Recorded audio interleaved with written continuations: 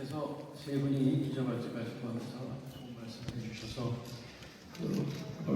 잘 모르시는 분들도 공부를 많이 하셨을 겁니다. 부천이 잘 아시지만 유네스코가 정한 국제 창의문학 도시죠.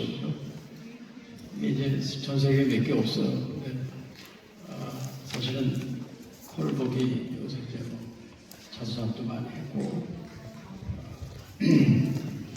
그래서 이제 지정되기도 했지만 이제 펄벅이 노벨상 소설가로서 문학가로서 노벨상을 1938년에 대지로 받게 됐죠. 그게 이제 적용을 했으리라고 봅니다. 동시에 펄벅은 한국어라는 소설을 4편 썼어요.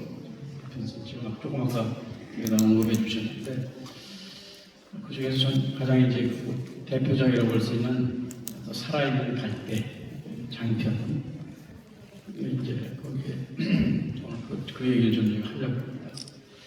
저는 조금 이제 시간을 달리해서 제가 좀 좁혀서 살아있는 갈대에 여러 가지 이제 이제 역사 소설이기 때문에 역사 대하 소설이죠. 일종의 구한 말부터 1950년 때까지 4대에 걸쳐 한국인 가족 4대에 걸친 얘기입니다.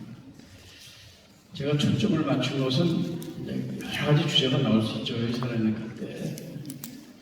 근데 여기서 주로 이제 일제 강점기에 조선의 기독교 강점기뿐만 아니라 그 이전부터 구한부터 기독교가 여기서 말하면 개신교를 얘기하는 겁니다. 개신교가 조선 사회에 어떤 영향을 미쳤나 하는 시각을 소설을 통해서 제가 이제 밝혀볼 것 같습니다. 제가 배당된 시간이 15분밖에 안 되기 때문에 이거 다 읽기는 어려울 것 같고 중요한 부분만 읽는 식으로 이렇게 하겠습니다. 그 앞에 첫 문단은 안 읽어도 될 것 같습니다. 이미 여러분들이 많이 얘기해 주셨기 때문에.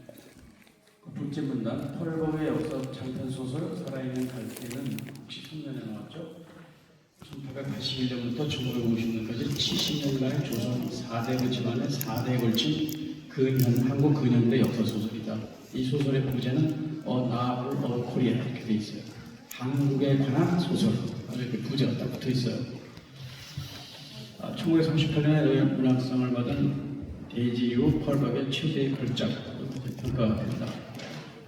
이 소설의 주인공은 무한말 권세 있는 집안의 자제인 김일한으로 당시 임금인 고종과 왕인 민비를 가끔 만날 수 있는 조정의 중심이었습니다. 여기 김일한이라는 주인공인데요. 이게 유일한 아까 기저발제에서도 우리 이제 친했죠. 그리고 이 부천에 옛날에 소사라고 했는데 이 부천에 땅도 몇만 평 기증을 했죠. 유일한 씨가 펄벅 여사에게 그 펄벅이 거기다가 이제 여러 가지 건물도 짓고 박에서 우리를 한 거죠. 그래서 유일한에게서 따온 것 같아요. 김이란이죠. 그래서 제 추측이 아마 맞을 것 같아요. 그리고 아마 그 유일한 선생하고 이렇게 교류를 하면서 한국 역사에 대해서 공부를 많이 했을 것 같아요. 이 소설을 한 3년 정도, 2, 3년 정도 걸쳐서 집중적으로 썼다고 그러는데 그게 한국 역사에 대해서 어떻게 역사 문화에 대해서 구한말부터 이제 강점기 어떻게 그렇게 해박하게 깊이 알고 있는지 깜짝 놀랄 참 대단한 사람이라고 느꼈어요. 그리고 이 소설 앞에 한국 역사, 히스토리컬 스케치라는 한국 역사에 대한 펄벅 여사의 개설이랄까 한국 역사 개설 그걸 이제 한 10페이지 썼어요. 맨 앞에다 붙였어요. 그걸 읽어보면 진짜 무슨 중요한 한국 역사에서 핵심적인 그걸 다 지적하고 있어요. 한글 창제부터 같은 거, 그 이전부터 물론 해가지고. 그래서 참 이제 뭐 작품을 쓰려면 공부를 많이 해야 되잖아요, 그죠? 이분이 그 역사에 대해서 그것만 읽어도 이분이 그 한국 역사에 대한 역사관이 뭔가를 알게 되죠. 그걸 맨 앞에 배치시킨 것 같아요, 작가가. 당시 조선의 왕 고종은 국내 문제에서 아버지 대영군과 왕비 윤비사에서 균형을 맞추도록 했다. 이 계약의 시기에 미국과의 교류를 반대하는 적화파와 개화파가 다투던 시대에 굉장히 중요한 역사적인 시점이죠. 이 시대에 뭐 사건이 뭐 엄청 많죠. 다 아시겠죠. 그래서 이제 이 시대 이 역사 대화 소설에서 여러 가지 이야기가 복합적으로 전개되는데 중요한 것은 주인공 김일환의 가문이 유교 국가인 조선말 역사의 전환기에 어떻게 국가와 개인의 운명을 개척하기 위해 기독교를 받아들이는가 하는 걸 제가 보기에는 잘 보여주고 있다고 본 거죠. 그래서 당시에는 기독교를 야소교라고 그랬습니다. 예수죠. 예수교, 야소교. 동시에 일제강점기에 기독교가 조선의 개인과 사회에 끼친 영향들을 외국 작가 입장에서 제가 보기에는 좀 그래서 비교적 평무사하게 재현하지 않았나 저는 그렇게 생각을 합니다. 이 장편설의 모델가 된 당시 조선 사회는 유학 전통의 신분제와 불교가 주요 종교였다. 이러한 시대적 상황 속에서 조선 전통 사회는 기독교에서 새로운 자극과 각성을 주기 시작했다. 개인의 평등과 공감, 용서, 사랑으로 새로운 개념들이 개인들의 삶에 영향을 미치기 시작했다.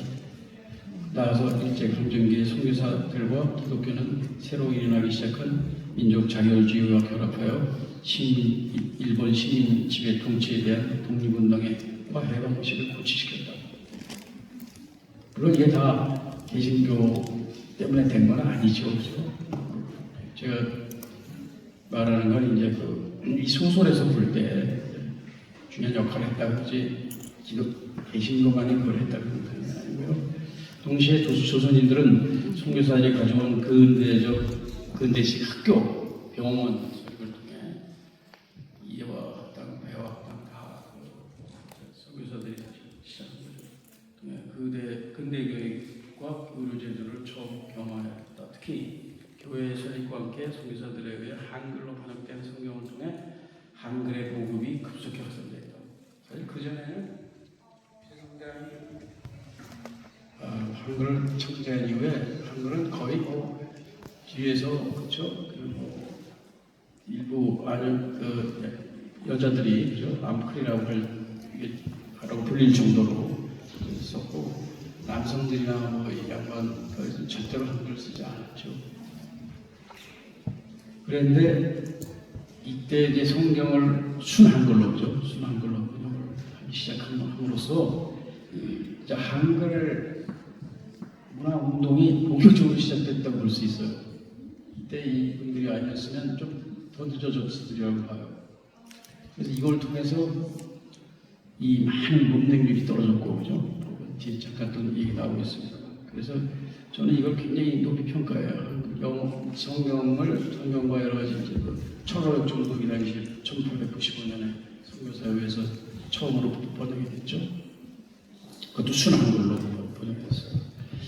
그래서 이제 저는 그걸 굉장히 높이 평가하는 편입니다. 그다음에 더욱이 교회는 핵심 교리가 모든 교회는 하나님 안에서 하나의 형제 자매라는 평등 의식으로 조선의 양반과 성인을 구별하는 고착된 신분 정도를 협파하기 시작했어요. 잘 아시지만 이때 많은 양반과 상놈이죠. 심지어 백정까지 같이 거기 갈등도 많이 있었지만 같이 교회에서는 그게 가능했죠. 남녀가 또 같이 하는 건 물론 처음에는 남자석과 여자석이 분리되어 있었죠. 나중에 또 합쳐졌죠.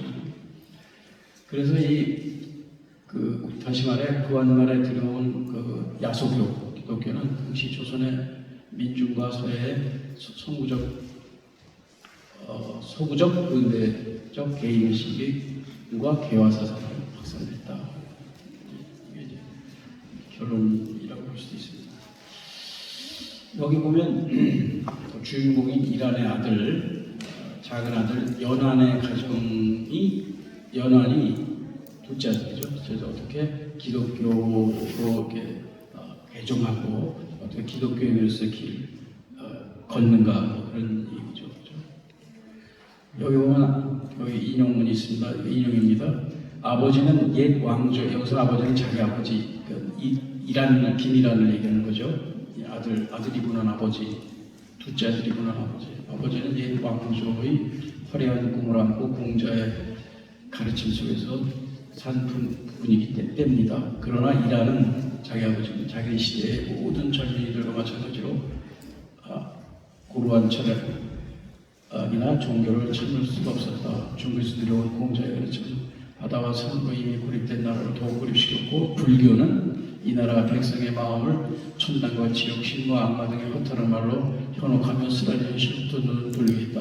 뭐 이렇게 좀 이분 정말 그 당시로는 아주 개혁파의 선도의 아버지가 김이라는 그래서 유교의 문제점 또는 불교의 문제점 이런 걸 파악하고 있었던 사람입니다. 그래서 김이라는 선비였지만 경성한 파고드는 선비가 아니라 서양에서도 열린 관심을 가지고 있는 개혁파 또는 실학파 지식인이었다고 볼 수 있습니다. 이란은 평소에 조선이 그동안 너무나 오랫동안 중국 문화의 영향 아래 있었으니 이제는 서양과의 교류도 불가피함을 강하게 느끼고 있었다. 이 용어는 그냥 생각하겠습니다. 그래서 이란은 고종과 민비를 간혹 만나서도 이제 그 개화, 그죠? 개방, 서양의 문명을 받아들여야 되고 가장 좋은 것은 선교사나 기독교 이런 얘기를 이제 은근히 많이 합니다. 물론 그 두 분이 그대로 받아들이는 건 아니죠. 고종과 민비는 그대로 받아들이지 않죠. 그 이소에서는 예수교, 당시 그 야속이라고 불렀는데 첫 언급이 등장합니다. 실학을 옹호하는 개혁파 지식인이라는 다시 민과 독대한 자리에서 조선의 국위 후에 기독교를 받아들여야 한다고 용기를 내서 말하기도 합니다. 그런데도 물론 민비는 받아들이지 않죠. 그래서 이란 김이란이 이제 말하는 것은 야소교가 조선 근대에 꼭 필요한 종교다. 믿고 그래서 이제 시간이 많이 가기 때문에 여기서 그러니까 결국은 김이란은 결국 야소교가 예수교가 조선 근대화에 꼭 필요한 종교라는 걸 굳게 믿고 있었고 그걸 이제 고종과 민에게도 이제 이렇게 설득해서 서양의 문물을 근대 문물을 받아들여야 된다. 기독교 정신이랄까 어떤 문화 그거는 우리가 받아들이지 않더라도 그 기독교가 가지고 서양의 좋은 점들 근대화의 좋은 점들을 우리가 받아야 된다. 이런 식으로 설득을 하는 거죠. 저희 발표 3분 후까지 마무리 부탁드리겠습니다. 네, 12시에 마무리할 수 있게 네, 정리 부탁드립니다. 이란에게는 이제 그 부인 수녀와의 연춘과 연한이라는 두 아들이 두었어요, 그죠? 이제 연춘은 큰 아들은 국내에서 이제 그 지하 독립운동 하다가 투옥됐다가 나중에 이제 탈출해서 해외에서 이제 독립운동하는 그런 사람이 됐죠. 그 다음에 이제 둘째 아들은 국내파죠. 국내에서 기독교 개정을 해서 기독교인으로서 이제 독립운동에 참여합니다. 그 당시 되게 그렇게 나눠져 있잖아요. 그 중에 많은 사람들이 만주나 상하이나 미국이나 뭐 다른 지역에서 해외에서 이제 독립운동한 분들도 있었고 국내에서 한 분들도 좀 있었죠. 그러니까 자기 두 아들이 다 그러니까 독립운동에 참여하게 된 거죠. 연춘은 큰 아들은 이제 기독교인은 아니고 둘째 아들 연한이 기독교인이죠. 그래서 기독교인이 되는 과정이 거의 자세하게 나옵니다. 그리고 또 자기 부인도 기독교인을 부인으로 맡고 결혼식도 기독교식으로 하고 상당히 복잡한 유교적인 혼례 의식을 아주 간소하게 아주 실용적으로 하는 그런 장면도 나오고 있습니다. 결국은 하여간 그리고 또 그 연화는 이 기독교가 우리 그 조선에 근대 문화를 가져오는데 더 특히 일제 강점기 일제 그 어떤 지배를 벗어날 수 있는 어떤 대안을 제시해 줄 수 있는 뭐 그런 굳게 믿고 세례도 받고 그래서 쭉 넘어가고 이제 그 뒤에 보면 그 여러분 잘 아시는 그 제암리 화성군 1919년 4월 15일 경기도 화성군에 있던 제암리에 있던 교회가 아시지만은 거기 신도들을 갖다가 교회에 놓고 불을 질러요. 그래서 많이 타 죽었고요. 타서 죽었고 또 거기서 나오는 사람들은 또 밖에서 일제가 총으로 쏴서 이제 죽이는 그런 만행을 저질렀어요. 역사적인 사실이죠. 근데 이것이 거기에 뭐가 있었냐면 그 연안의 아내하고 딸이 거기 있었어요. 그래서 이제 그걸 구하러 들어가려고 남편 연안이 들어갔어요. 근데 사실 세 사람 다 죽죠. 그래서 이제 순교, 일종의 순교라고 볼 수도 있죠. 순교하고 아들 양이라는 아들은 이제 같이 안 갔기 때문에 살아남았어요. 나중에 이제 양이라는 아들도 이제 어머니 아버지를 따라서 기독교인이 되고 또 의사가 되고 또 기독교 관련 병원에서 또 일을 하고 이런 식으로 해서 이렇게 뭐랄까요 후대에 그러니까 기독교적인 연기되는 연장되는 뭐랄까 그러한 것을 이 소설에서 잘 보여주고 있고요. 이 아들도 이제 그러고 그다음에 그 연춘이라고 큰 아들이 이제 해외에서 독립운동한테 잠깐 들어와서 자기 조카 양을 만나서 얘기하는 게 나와요. 시간상 있진 않겠습니다. 그래서 이 사람은 기독교인이 아닌데도 참 우리가 기독교의 나 선교사에 상당히 빚을 많이 지고 있다 이런 그런 얘기를 하는 게 나옵니다. 근데 결론적으로 말씀드리면 거의 마지막 페이지 보시면 나오죠.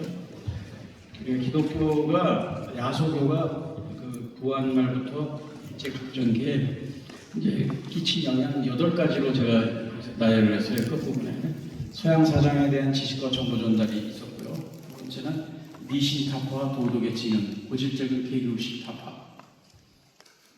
근대 문화 세 번째 근대 문화의 보급, 학교, 병원, 시네마 보급했고요. 네 번째 여성의 지위 향상, 좋은 제도, 축적 대조 폐지와 남녀 평등 사상. 다섯 번째 국가원 상실 후 자주 독립을 위한 민족운동 의지 고취. 물론 여기서 일제강점기 시대 독립운동하고 뭐 그런 것들이 뭐 다 기독교나 뭐 그 개신교나 목사들이 주도했다는 건 절대로 아니고요. 이 사람들이 이제 자주적인 자각을 했죠. 우리가 자각을 이제 우리 민족이 하는 과정에서 이제 그분들이 조금 도와줬다 그런 측면이죠. 여섯 번째 아까 좀 말씀드렸지만 한글의 보급과 발전, 한글 문화 운동의 본격적인 이제 그 전개. 그다음에 이제 일곱 번째 새로운 사상의 자극을 받아 개인의 자각, 민족의식의 자각. 그다음에 또 많은 선교사들이 조선 문물들을 선교사를 통해 영어로 번역을 해서 또는 프랑스어로 번역을 해서 해외에 소개했다. 이렇게 8가지가 있습니다. 거기에 이 8가지가 제가 봐도 이게 짧은 5매로 쓰라고 그러더라고요. A4. 근데 이제 쓸 수는 없고 그래서 제목을 이러한 생각은 제가 또 다른 데서 그러니까 추원 이광수 선생이 1917년에 야소교가 조선에 끼친 은혜라는 글이 있어요. 1917년에 거기에 또 자세히 나와 있고요. 비슷해요 이거 추원 이광수가. 그리고 또 두 가지의 야소교가 조선에 끼친 나쁜 점도 썼어요. 여러 가지 썼어요. 일방적으로 기독교를 찬양하는 건 아니고요. 그러니까 비슷한 맥락입니다 이게. 그리고 또 땅 친함선 선생도 1946년에 조선 상실문답이라는 책을 썼어요. 너무 조선 사람들이 상실을 너무 부담에서 조선에 관한 사례 답장. 거기서 이제 한 챕터가 기독교가 조선에 어떤 영향을 끼쳤나. 그걸 또 8가지를 이렇게 나눴어요. 비슷해요, 사실. 대동소이합니다. 그래서 제가 여기서 이제 말씀드리려고 하는 것은 개신교가 제가 강조한 게 조선 근대화를 챙겼다 그런 얘기는 아니고요. 우리가 자각하는 과정에서 자각하는 과정에서 많이 도와주고 이끌었다는 그런 얘기예요. 그런 것이 이 소설에 상당히 자세히 비교적 자세히 이 등장인물을 통해서 묘사되고 있다는 그런 말씀을 드렸습니다. 그래서 여러분 혹시 아직 이 소설을 안 읽으셨으면 이번 기회에 살아있는 갈대에 꼭 좀 읽어보시면 상당히 도움이 많이 될 거라고 생각합니다. 감사합니다.